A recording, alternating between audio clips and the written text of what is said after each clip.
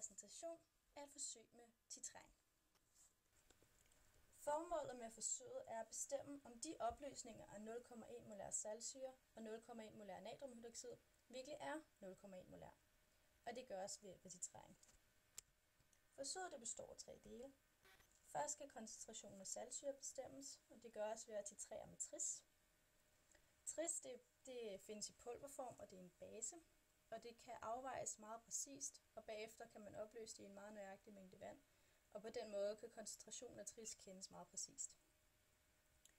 Ved at titrere tris med saltsyre, kan man ud fra ækvivalenspunktet bestemme, hvor stor koncentrationen af den anvendte saltsyre er. Og når koncentrationen af saltsyre så er kendt, kan koncentrationen af natriumhydroxid også bestemmes, igen ved hjælp af titrering, og det er så anden del af forsøget. Tredje del af forsøget går ud på at titrere natriumfosfat. Til forsøget der skal bruges flere 100 ml bærglas, 20 ml fuldpipette eller pipettesuger. Der skal bruges en magnet og en magnetomrører, og følgende opstilling her med et pH-meter og en dråbetæller. Af kemikalier skal der bruges saltsyre, natriumfosfat, natriumhydroxid og tris. Til første del af øvelsen afvejes 0,25 til 0,35 gram tris i et 100 ml bærglas. Herefter tilsættes 20 ml demineraliseret vand. En magnet placeres i glasset, og tris opløses ved hjælp af magnetomrør. LabQuest og computer forbindes, og loggerbrug startes. Og loggerbrug skal vise pH som funktion af volumen. pH-elektroden sættes i opløsningen, og derefter fyldes saltsyre i plasporetten, og det indstilles, hvor hurtigt dråberne skal passere dråbetælleren. Titreringen begynder, når den første dråbe passerer.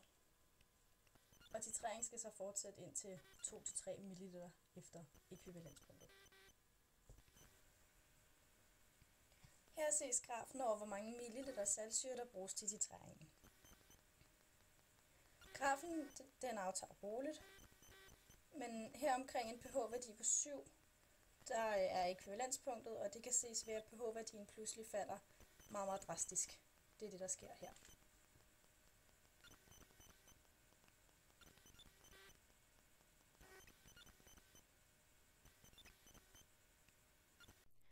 Det, der sker nede i glasset under titreringen, er, at tris reagerer med hydronen fra saltsyren.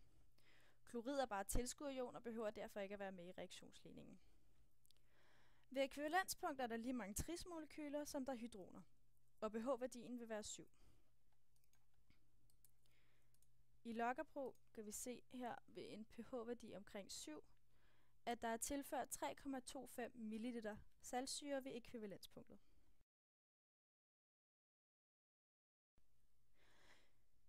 Ved hjælp af forsøget skulle koncentrationen af saltsyre jo gerne bestemmes, og det kan gøres ved hjælp af mængdeberegning.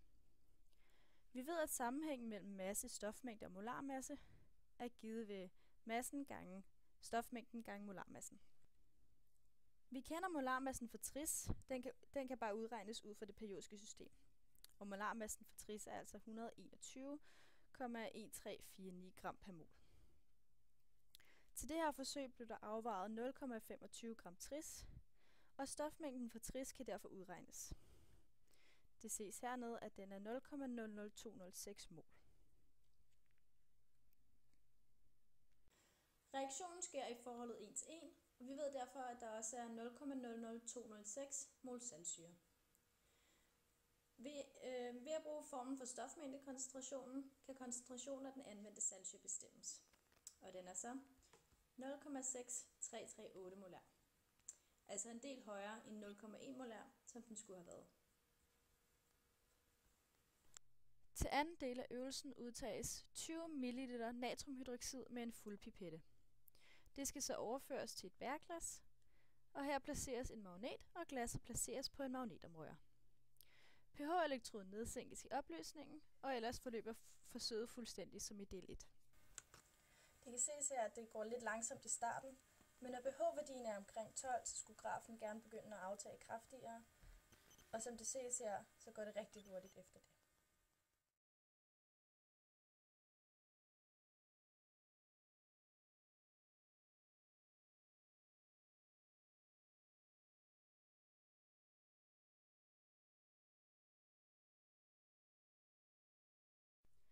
Det, der sker i glasset under titreringen, er, at hydronen fra saltsyren går sammen med hydroxidionen fra natriumhydroxid. Da både natriumionen og kloridionen er tilskuerioner, behøver de ikke at stå i reaktionsligningen. I virkeligheden er det bare ikke hydroner, altså H+-ioner, der er i opløsningen, men i stedet for oxonium, altså H3O+. Og når det så reagerer med natriumhydroxid, kommer reaktionen til at se sådan her ud. Oxonium reagerer med hydroxidionen fra natriumhydroxid og danner vand. I ekvivalenspunktet er der lige så mange oxoniumioner og hydroxidioner, og pH-værdien vil derfor være 7. Kigger man i Loggerbrog, kan man se, at ved pH omkring 7,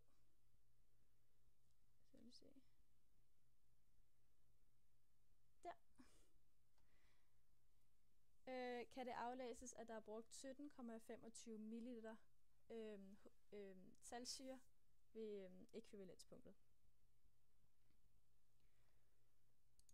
Ved hjælp af forsøget skulle koncentrationen af natriumhydroxid bestemmes, og det kan gøres ligesom før ved hjælp af mængdeberegning. Først bestemmes stofmængden af saltsyren, og det ses her, at den er 0,0109 mol. Stofferne reagerer i forholdet 1 til 1, og der er derfor også 0,0109 mol natriumhydroxid.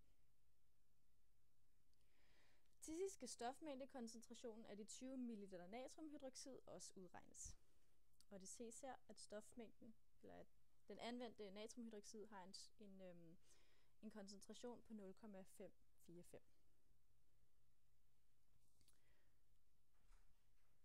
Altså igen en meget højere koncentration, end den skulle have været.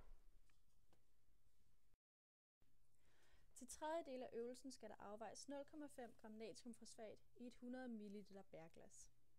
Heri tilsættes 25 ml demineraliseret vand, og der titreres igen med saltsyre. Eventuelt kan man afveje det halve af mængderne, fordi forsøget tager rigtig lang tid.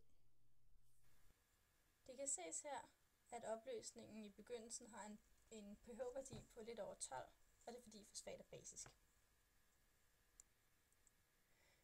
Når fosfat opløses i vand, bindes PO4 3- sammen med hydronen fra saltsyren. Det danner sig til sammen HPO4 2-. HPO4 2- er en amfolyt, og det betyder, at den både kan optræde som en syre og som en base. På et tidspunkt vil alle PO4 3-ionerne være omdannet til HPO4 2-, og det kan ses her som et knæk på grafen. Det sker ved en pH-værdi omkring 12. Knækket her er ikke særligt tydeligt, men hvis man ændrer lidt på aksen, vil man kunne se det meget tydeligere. Den omdannede HPO4 2- vil også reagere med hydronen fra den tilsatte saltsyre. De vil så tilsammen danne H2PO4-. Og H2PO4- er også en amfolyt. Det kan ses her, at når alle HPO4 2-ionerne er blevet omdannet til H2PO4-, sker der et knæk på grafen. Og det sker ved en pH-værdi omkring 10-11 stykker. H2PO4- vil ligesom de andre også reagere med hydronerne fra den tilsatte saltsyre. De vil så sammen danne H3PO4, som er en meget stærk syre. Igen kan det ses her som et knæk på grafen, når al H2PO4- er omdannet til H3PO4.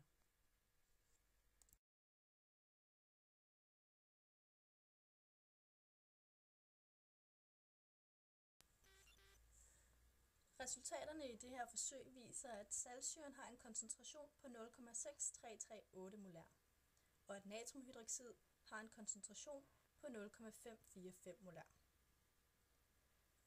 Begge opløsninger har altså en langt større koncentration end 0,1 molær. En forklaring på det kan være, at opløsningen af henholdsvis saltsyre og natriumhydroxid rent faktisk ikke har haft en koncentration på 0,1 molær. Vi kan i hvert fald ud fra det her forsøg konkludere, at koncentrationen af henholdsvis den saltsyre og natriumhydroxid, som vi brugte til forsøget, er højere end 0,1 molær. Forsøget viste derudover også, at ækvivalenspunktet kan ses som et knæk på grafen, da der vil være lige så stor del base, som der er syre.